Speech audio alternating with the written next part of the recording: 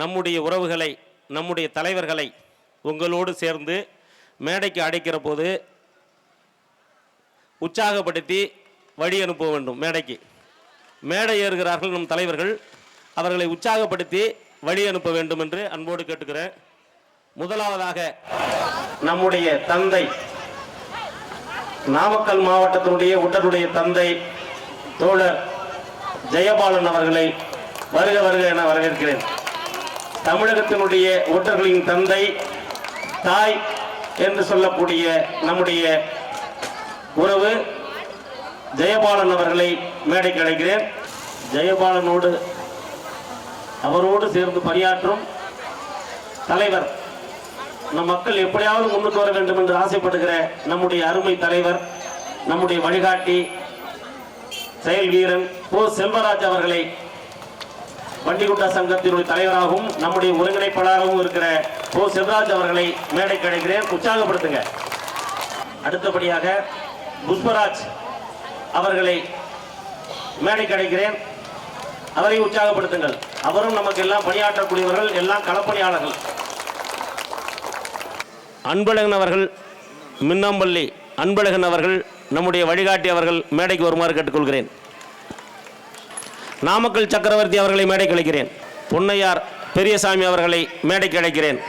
கா துரைசாமி புதுப்பட்டி அவர்களை வருக வருக என அன்போடு அழைக்கிறோம். லோகநாதன் அவர்கள் மேடைக்கு வருமாறு அன்போடு அழைக்கிறோம். முருகேசன் அவர்கள் மேடைக்கு வருமாறு அன்போடு கேட்டுக்கிறேன். புதுப்பட்டி துரைசாமி அவர்களை மேடைக்கு அழைக்கிறேன். பேட்டை கருப்பு போயன் அவர்களை மேடைக்கு வருமாறு அன்போடு கேட்டுக்கிறேன். கோவையை சேர்ந்த பாலசுப்பிரமணியன், பாலு என்கிற பாலசுப்பிரமணியன் அவர்களை மேடைக்கு அழைக்கிறேன். மின்னாம்பள்ளி தீபா அவர்கள் மேடைக்கு வருமாறு கேட்டுக்கொள்கிறேன். நம்முடைய உறவு ராசிபுரம் துரசாமி அவர்கள் மேடைக்கு வருமாறு அன்போடு கேட்டுக்கிறேன். நல்லிப்பாளையத்தை சேர்ந்த முருகேசன் அவர்கள் ஏதோ மேடை ஏறுகிறார், உற்சாகப்படுத்துங்க. சிங்களாந்தபுரம் மாதேஸ்வரன் அவர்களை வருக வருக என வரவேற்கிறேன். இப்போது நம்முடைய வாழ்த்துறை வழங்க வந்திருக்கிற நம்முடைய வழிகாட்டி,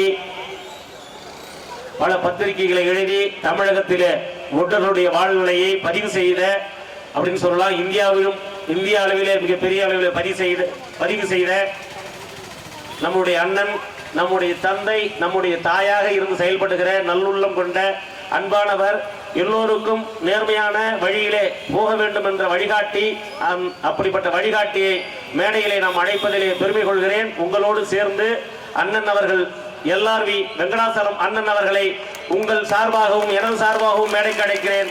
எல்லோரும் கரகோசையை கடுமையாக எழுப்புங்கள் என்று அன்போடு கேட்டுக்கொள்கிறேன்.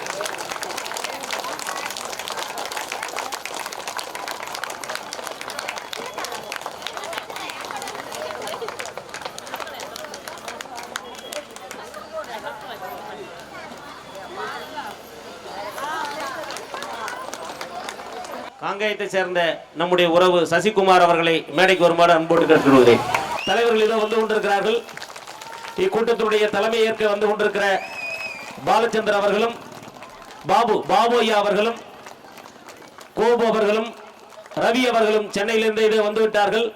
நம்முடைய தலைவர்கள் நமக்கு வழிகாட்டுவதற்காக இதை வந்து கொண்டிருக்கிறார்கள். உற்சாகப்படுத்துங்க.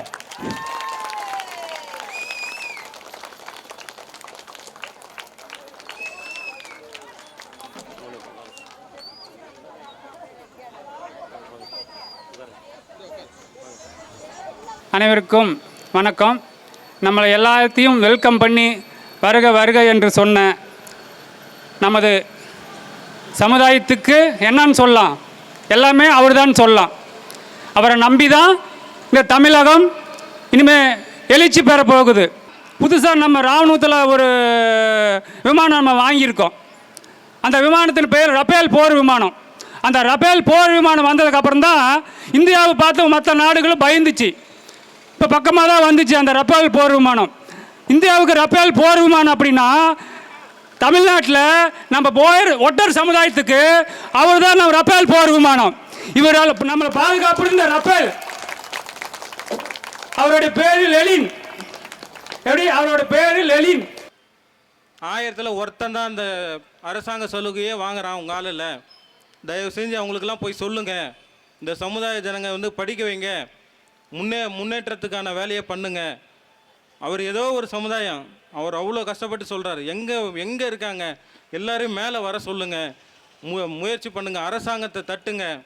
வரலாற்று சிறப்புமிக்க இந்த கூட்டத்தை ஏற்பாடு செய்து தந்த எழுச்சிமிகு நாயகன் தோழர் லெனின் அவர்களே, இங்கே உங்களை எல்லாம் திரட்டி அமர வைத்திருக்கின்ற என்னுடைய அன்புக்குரிய நண்பர்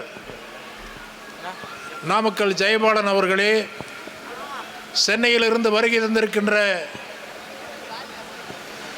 அன்புக்குரிய நண்பர் பாபு அவர்களே, ரவி அவர்களே, மற்றும் இந்த கூட்டத்திற்கு உழைத்த பல்வேறு வகையில் உழைத்த தோழர்களே, உங்களுக்கு முன்னாலே பேசி சென்றிருக்கின்ற நண்பர் முருகேசன் அவர்களே,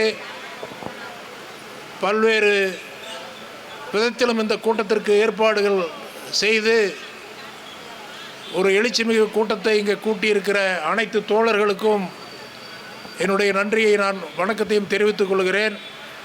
இதுதான் நாங்கள் கேட்ட கூட்டம். இதுவரைக்கும் ஒவ்வொரு இடத்துலையுமே சும்மா அரங்கில் கல்யாண மண்டபத்தில் கூட்டம் நடத்துவாங்க, கேவலமாக இருக்கும். ஏன்னா மற்றவங்களை பார்த்தாவது உங்களுக்கு புத்தி வருதா அப்படின்ட்டு. இன்னைக்கு தான் என்னுடைய மனம் பூரிக்கிறது.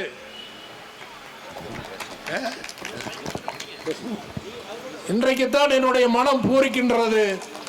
இவ்வளவு அருமையான ஒரு கூட்டத்தை பொதுவெளியிலே எவ்வித அச்சமும் இல்லாமல் நம்முடைய உரிமை முழக்கத்திற்காக இங்கே நாம் கூட்டியிருக்கிறோம் என்றால் இது வரலாற்றிலே ஒரு மைல்கல்.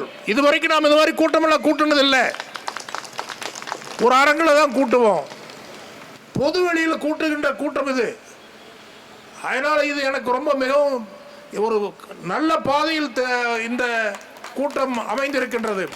அது மாத்திரமல்ல, எல்லாரும் போயர்னு சொல்லிட்டு இருக்கிற நேரத்தில் ஒட்டர்கிற பேரில் ஒரே ஒரு அமைப்பு ஒட்டர் முன்னணி.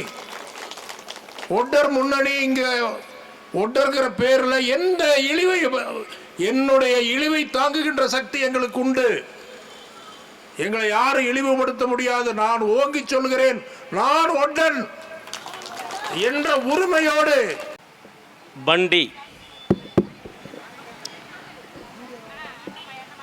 பண்டி கொட்டா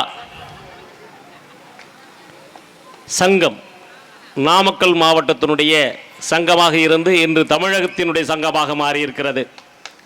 பண்டிகுட்டா சங்கம் தமிழ்நாட்டினுடைய சங்கமாக இந்த நாமக்கல் மாவட்டத்திலிருந்து விரிவடைந்திருக்கிறது. இந்த மாநாட்டின் மூலமாக, பொதுக்கூட்டத்தின் மூலமாக நம்முடைய அழைப்புகளை ஏற்று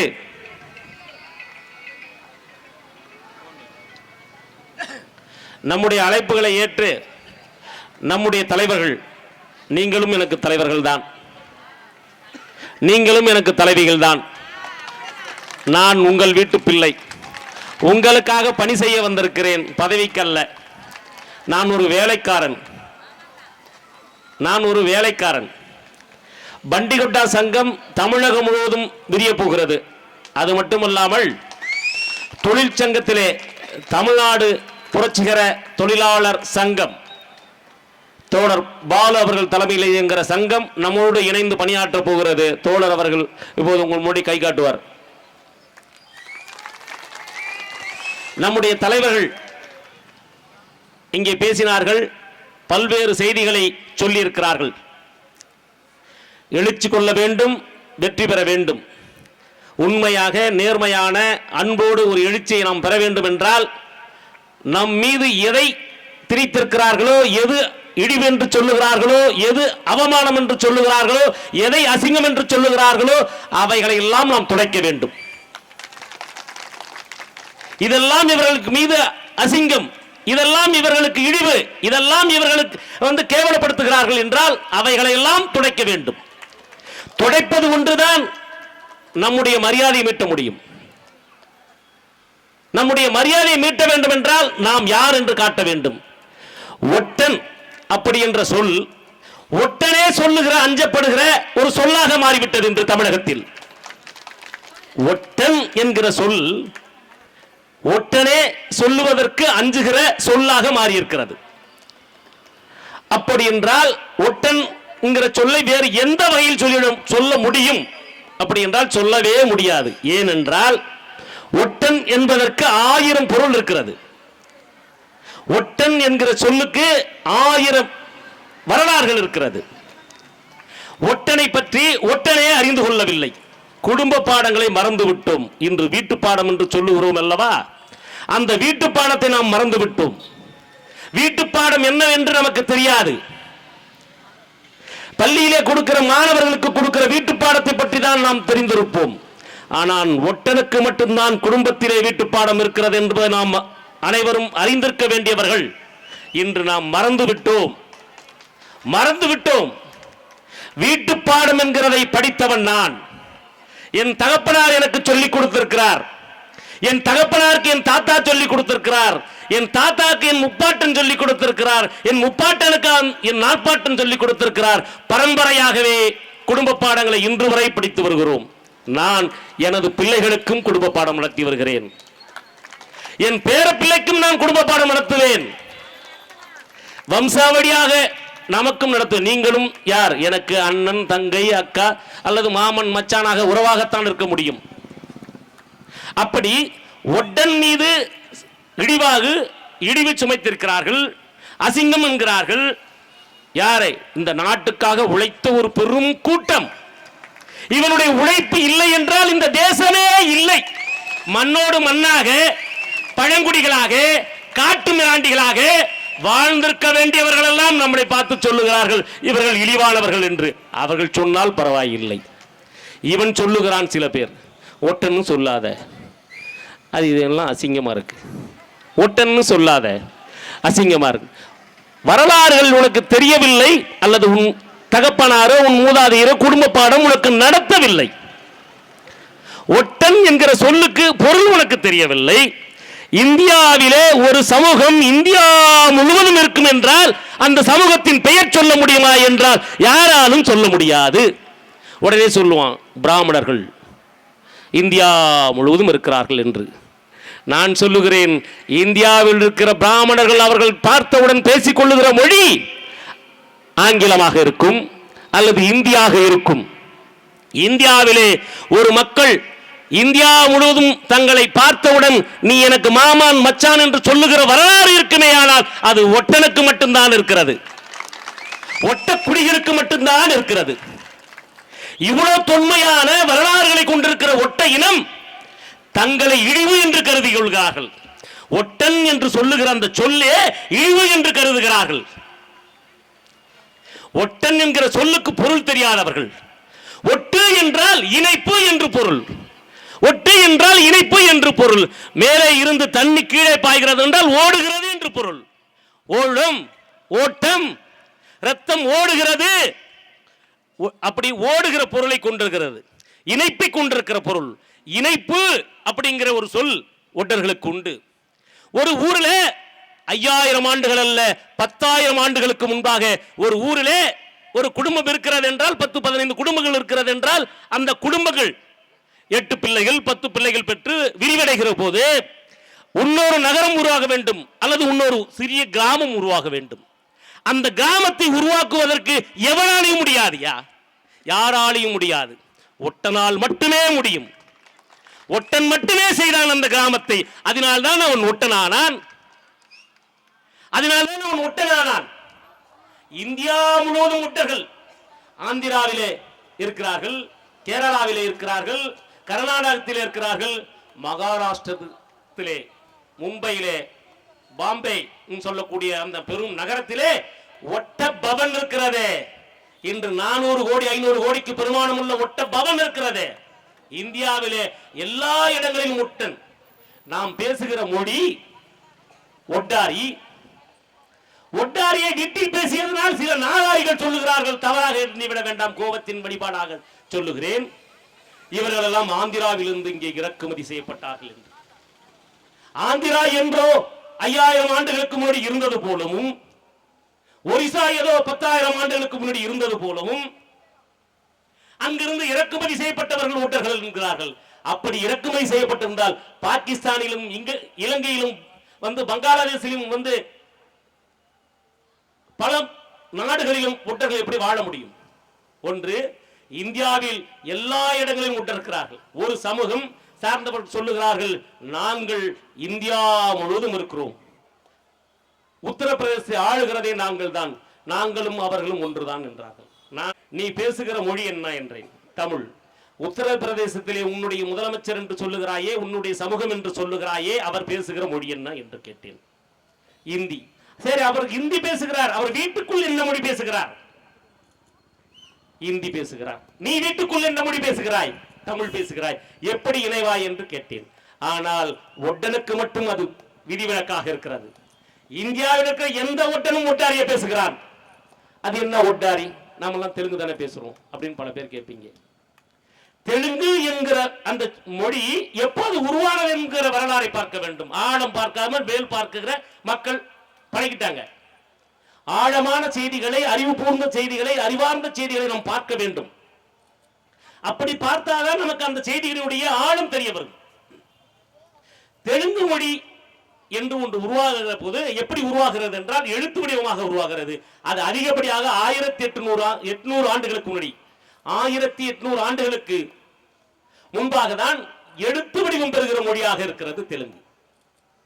அப்ப கர்நாடக மொழி 1200 ஆண்டுகள், மலையாள மொழி ஒரு 600 800 மொழி, 800 ஆண்டுகள் வச்சுக்கோங்களேன்.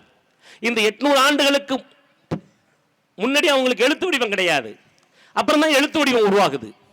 ஆனா இங்க பல பேர் என்ன சொல்றாங்கன்னா, அந்த மொழி எழுத்து வடிவம் உருவாகின காலம் தான் அந்த மொழி உருவானதுன்னு சொல்லிட்டு இருக்கிறாங்க. நீங்க சரியா புரிந்து கொள்வதற்காக சொல்லுகிறேன். அந்த மொழி ஏற்கனவே உருவாகி விட்டது. அந்த மொழிக்கு எழுத்து வடிவம் கொடுத்த ஆண்டுகள் தான் நான் சொல்லுவதெல்லாம். அப்படி என்றால் உலகத்திலே முதலில் எழுத்து வடிவம் தோன்றிய மொழி எந்த மொழியாக இருக்கும்? நான் சொல்லுகிறேன், உலகத்தில் முதலாக தோன்றிய எழுத்து வடிவம் தோன்றிய மொழி தமிழ். எம் மொழி தமிழ், நம்முடைய மொழி தமிழ். ஆனால் நாம் வீடுகளிலே பேசுகிற மொழி ஒட்டாரி. ஒட்டாரியில் இருந்துதான் தெலுங்கு உருவானதே தவிர தெலுங்கில் இருந்து ஒட்டாரி உருவாகவில்லை. தெலுங்கிலிருந்து ஒட்டாரி உருவாகவில்லை. நாம் பேசுகிற மொழி ஒட்டாரி.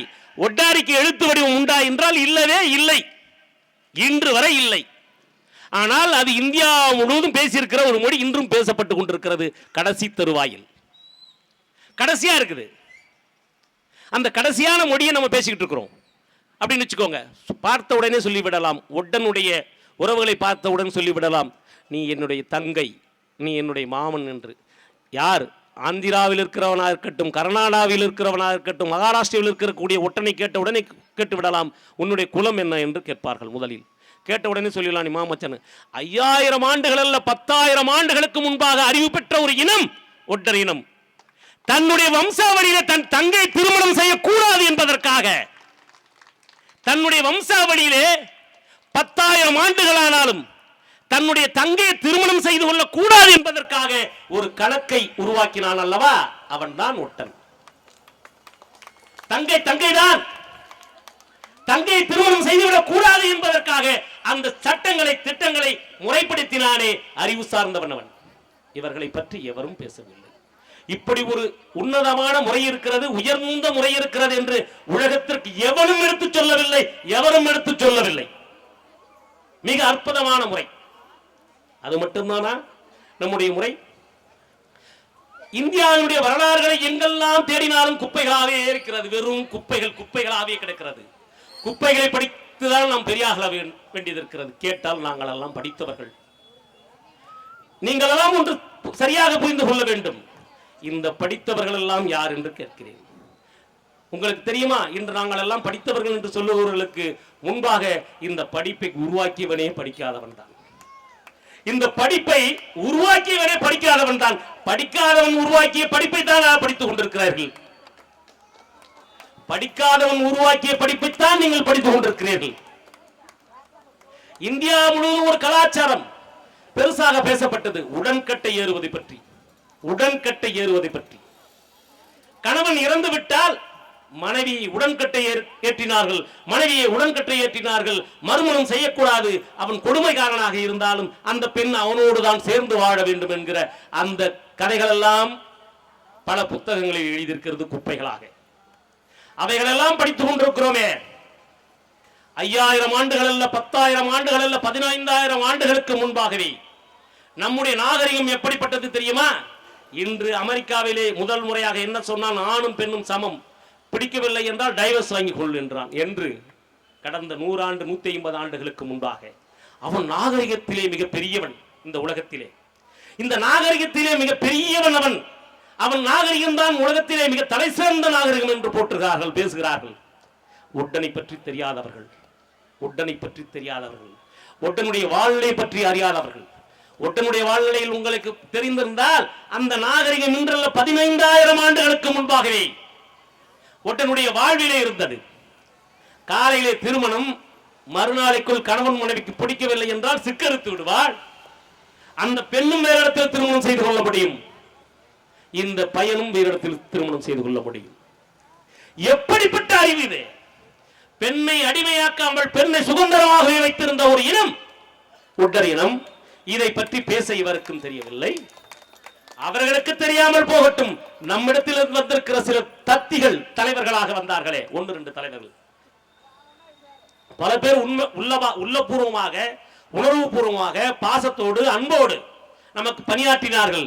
ஏமாற்று பேர்வழிகள் தலைவர்களாக வந்து உட்கார்ந்து கொண்டார்கள். இந்த செய்திகள் எல்லாம் அவர்களுக்கு தெரியாது.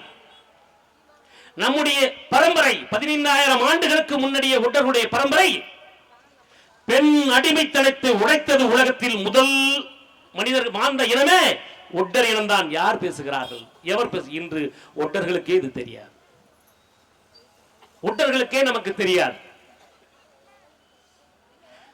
பெண்ணும் ஆணும் சமமாக இருந்த நம்முடைய சமூகம் படிப்படியாக, நான் சிறு பிள்ளையாக இருக்கும் வரை அது இருந்தது, படிப்படியாக மாறிவிட்டது. இப்போது கேட்கிறார்கள், இந்த பழக்க வழக்கம் நம்மளது இல்லை, நாங்கள்லாம் வேற ஆளுங்க. ஏண்டா, உன்னுடைய வரலாறை, உன்னுடைய நாகரிகத்தை, உன்னுடைய பண்பாடை, உன்னுடைய பழக்க வழக்கத்தை மறந்து விட்டாய். மறந்துட்டா நீ வேற ஆளை ஆடுவியா? ஆனால் நீ என்ன மறந்து வெளியே சென்றாலும் நீ போன பிறகு ஒட்டப்பையன் போகிறான் தான் சொல்லுவான். உன்னை ஒட்டன் என்று தான் சொல்லுவான். நீ போயன் என்கலாம். இப்போ புதிதாக ஒரு பேர் வந்திருக்கிறது, நாங்களெல்லாம் பிராமண போயர்கள் அப்படி என்று சில பேர் கிளம்பி இருக்கிறார்கள். பல பேர் வரும், பல்வேறு வடிவம் எடுப்பார்கள். இடிவுகளை துடைக்க தெரியாதவர்கள். இழிவை துடைக்க வேண்டும் என்றால் ஒட்டன்கிற பேரோடு அமைப்பு தொடங்க வேண்டிய அவசியம் ஏற்பட்டது நமக்கு. பல காலங்களில் நாம் சொல்லியிருக்கிறோம் ஒட்டர் வாழ்க என்று. சொல்லுகிற போது எல்லோருக்கும் கோபம் வந்தது. இன்று கீழே காற்று அடிக்கிறது போல் மேலை காற்றுக்கு எதிராக கீழே இருந்து ஒரு காற்று அடித்து அந்த காற்றை கிழிக்கப் போகிறது அல்லவா? அந்த காற்று போல் ஒட்டர் முன்னேற வேண்டும். முன்னேற்ற முன்னணி, ஒட்டர் முன்னேற்ற முன்னணிங்கிற அமைப்பு முதல் பொதுக்கூட்டத்தை இங்கே நடத்தி கொண்டிருக்கிறது. முதல் பொதுக்கூட்டத்தினுடைய நாள் என்ன தெரியுமா? என்று இன்றோடு 28 நாட்கள் ஆகிறது. இன்றோடு இந்த அமைப்பு தொடங்கி 28 நாட்கள் ஆகிறது. ஒட்டனுடைய எழுச்சி இனி தமிழகம் மட்டுமல்ல, இந்தியா முழுவதும் வரும். ஒட்டனுடைய வரலாறு இந்தியா முழுவதும் தெரிய தொடங்கும். ஒட்டர்களுக்காக பணி செய்த நம்முடைய வரலாறுகள் மற்றவர்களுக்கு தெரியுமோ இல்லையோ தெரியாது. இங்கே நாம் முதலிலே தெரிந்து கொள்ள வேண்டும். உங்களிடத்திலே உங்களுக்காக, உங்கள் வீட்டு பிள்ளையாக, உங்களுக்காக பணி செய்ய வந்திருக்கிறேனே தவிர நான் தலைவன் அல்ல.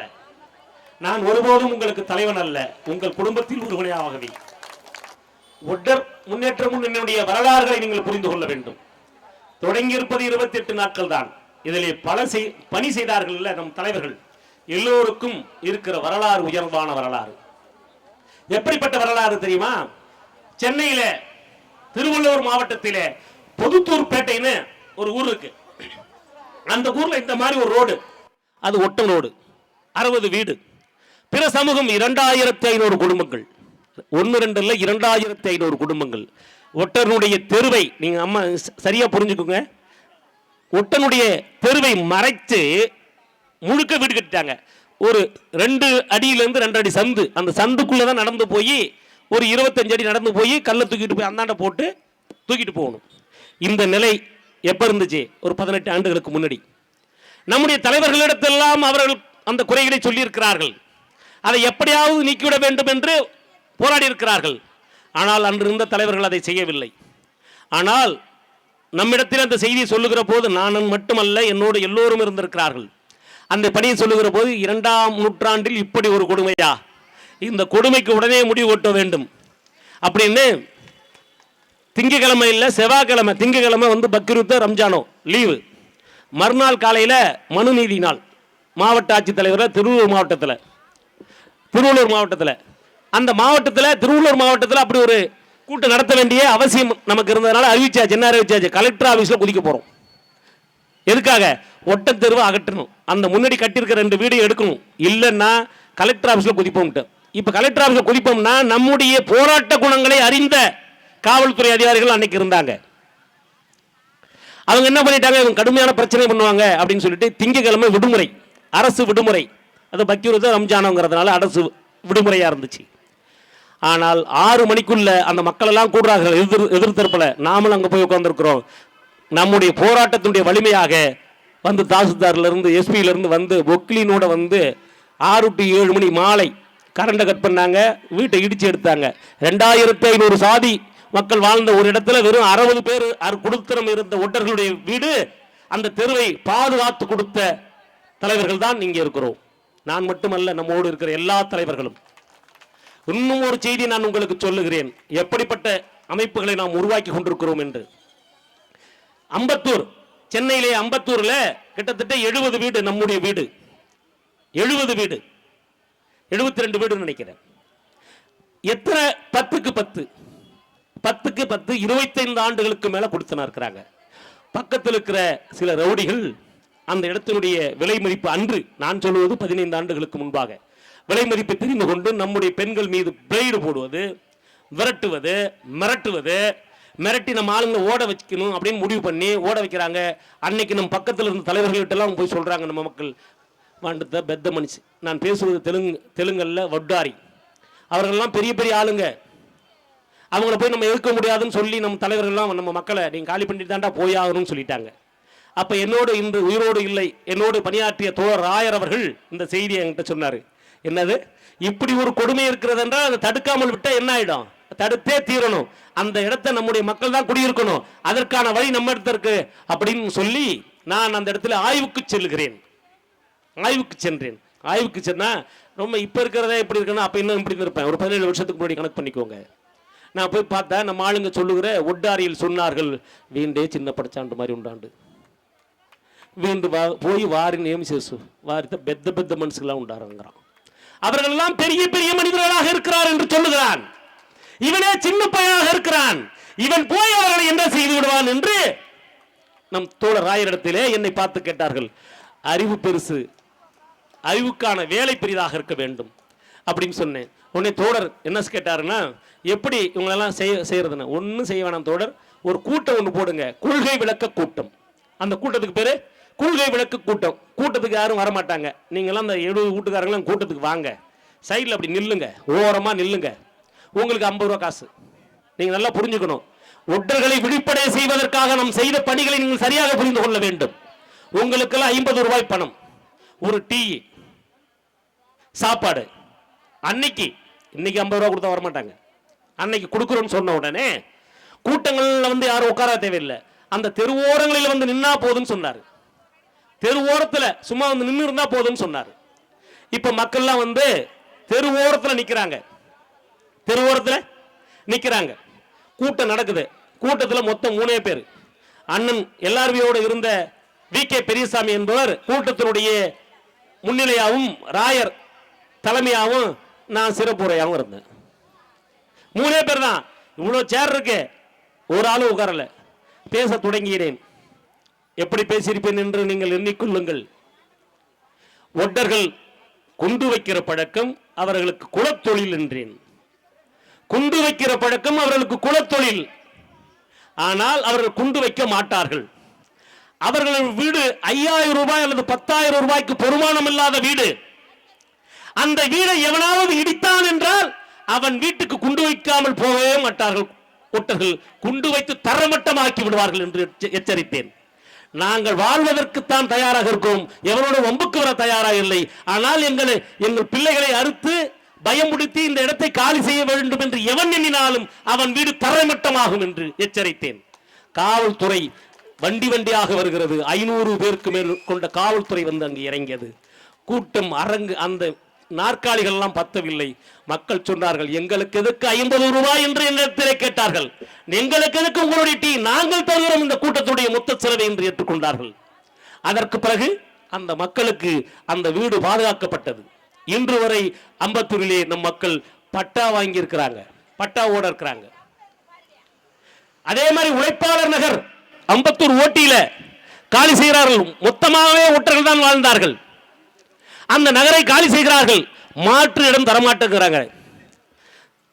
சொன்ன உடனே தோழர் ராயர் என்னிடத்தில் சொன்னவுடன் மீண்டும் போராட்டம் செய்கிறோம். வந்து பேசுகிறார்கள், உங்களுக்கு மோரையிலே நீங்கள் சொல்லுகிற இடத்திலே நாங்கள் உங்களுக்கு பட்டா தருகிறோம், இடத்தோடு பட்டா தருகிறோம் என்று கொடுத்தார்கள். இதையெல்லாம் நான் எதற்கு உங்களுக்கு சொல்லுகிறேன் தெரியுமா? சரியான போராட்டத்தை நாம் எடுக்கவில்லை என்றால், சரியான போராட்ட வழி நமக்கு தெரியவில்லை என்றால் நாம் பின்தங்கி விடுவோம். இன்று ஒட்டர்களுக்கு மிக ஆபத்தான ஒரு காலம் இதுதான். கடைசியான ஆபத்தான காலத்திலே இருக்கிறோம். இந்த நேரத்தில் நாம் அதை மீட்டெடுக்கவில்லை என்றால் நாம் ஒளிந்தோம். எப்படி என்றால், பிறரால் அல்ல, பிற சமூகத்தால் அல்ல, ஆட்சியாளர்களால் அல்ல, முதலில் ஒட்டர்களிலே இருக்கக்கூடிய துரோகிகளால் நாம் காணாமல் போய்விடுவோம். என்ன பேர் வேணாலும் வைத்துக் கொள்வார்கள், புதிய புதிய பேரோடு வந்துருவார்கள். நம்முடைய அடையாளங்கள் எல்லாம் தொலைக்கப்பட்டுவிடும். நம்முடைய அடையாளங்கள் எல்லாம் தொலைக்கப்படாமல் இருக்க வேண்டும் என்றால் ஒட்டர் முன்னேற்ற முன்னணியை உயர்த்தி பிடிக்க வேண்டும். தோழர் பாலச்சந்திர தலைமையில, தோழர் ஐயா பாபு அவர்கள் தலைமையில, ஜெயபாலன் தலைமையில, அண்ணன் எல்லார்வி தலைமையில, செல்வராஜ் தலைமையில,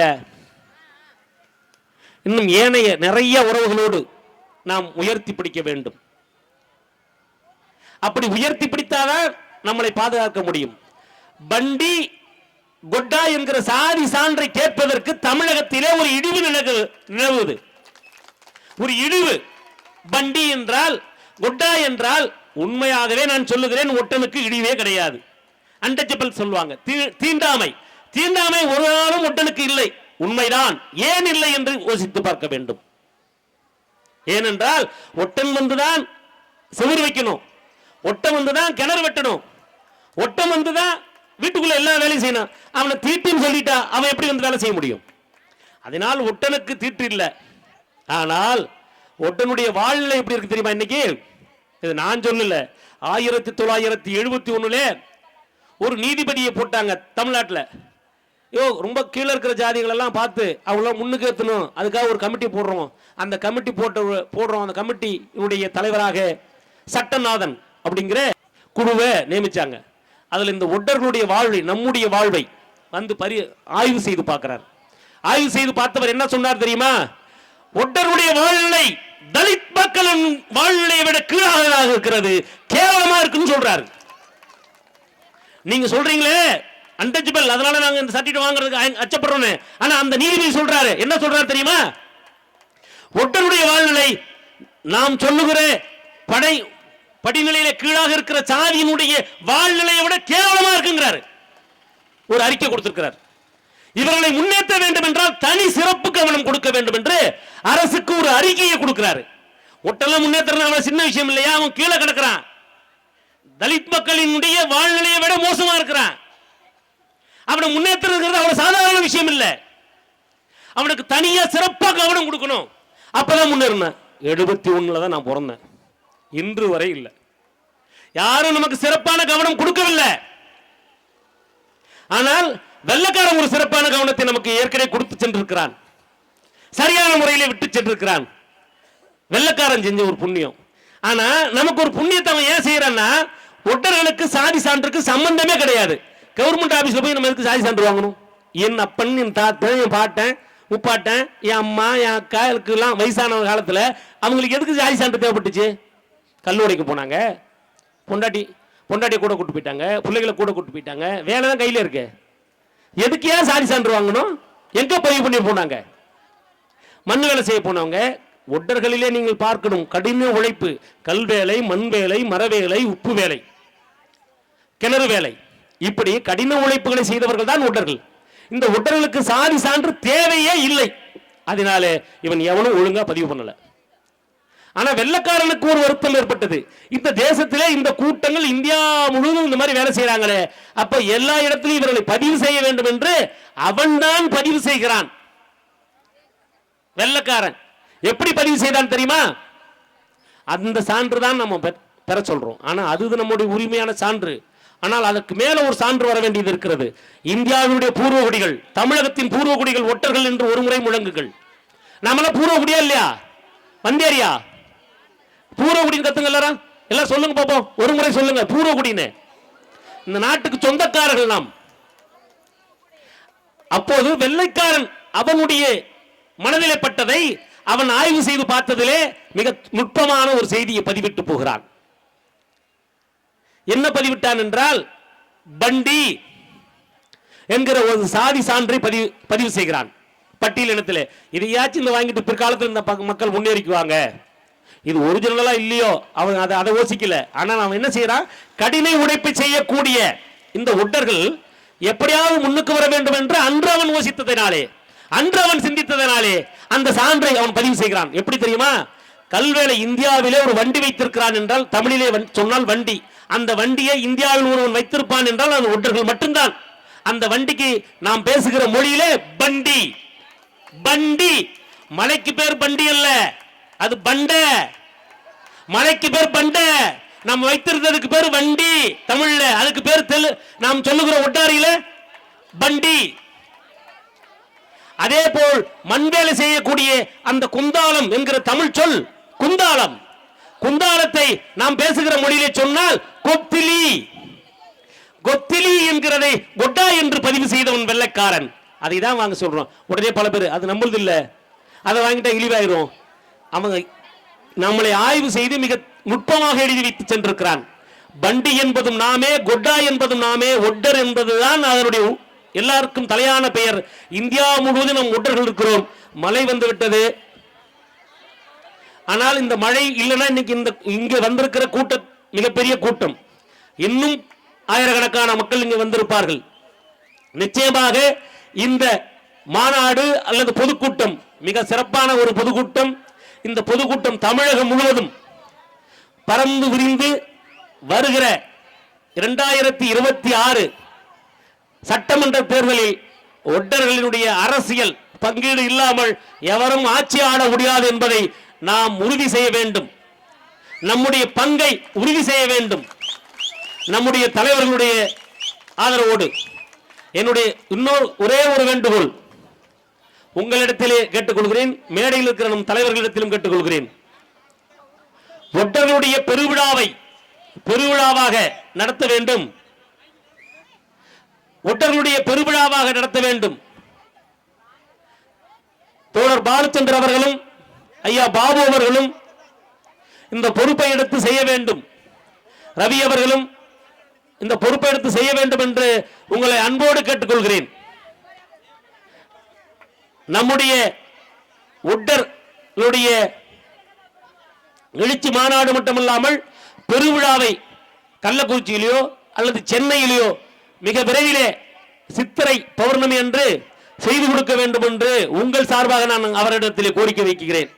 அதனால பண்டி என்கிற சாதி சான்று வாங்குவதற்கு வெட்கப்படாதீர்கள். ஒன்று, அறியாமையில் இருக்கிறோம். அப்படின்னா கிரிக்கெட் விளையாடும் போது அவுட் அவுட் அவுட்னு கத்திட்டு இருப்பாங்க. 10,000 பேர் கத்துவார்கள். ஒரே ஒரு அம்பையர் நடுவர் ஒன்று நாட் அவுட் அப்படின்னு சொன்னா எல்லாம் பேசாம வாய் முடிக்குவாங்க. ஏன்னா நேர்மை நியாயம் எங்க இருக்கிறதோ அதுதான் வெற்றி பெறும். அப்ப நம்மகிட்ட ஒரு நேர்மை இருக்கிறது, அது நமக்குரியது, அதை நாம் வாங்கிக் கொள்வோம். ஆனால் நமக்கு கிடைக்க வேண்டியது வேறொன்று இருக்கிறது, அதை பெற வேண்டியது வேறொன்று இருக்கிறது. நாம் இந்த தேசத்தினுடைய பூர்வகுடிகள், பழங்குடிகள், பழங்குடி சான்று நமக்கு கிடைக்க வேண்டும். அதுவரை வெள்ளைக்காரன் நமக்காக விட்டு சென்ற நம்மளை பதிவு செய்து இருக்கிற அந்த பண்டிகுண்டா சான்றையும் வாங்க வேண்டும். இனி ஒட்டர் என்றே முழங்குங்கள். ஒட்டனுடைய எழுச்சி இன்று முதல், இந்த நாள் முதல் தொடங்கட்டும் என்று இந்த வாய்ப்பினை வழங்கிய நாமக்கல் மாவட்ட ஒட்டர் குலத்துக்கும் நம்முடைய தலைவர்களுக்கும் அனைவருக்கும் வணக்கத்தை கூறிக்கொண்டு விடைபெறுகிறேன். நன்றி, வணக்கம்.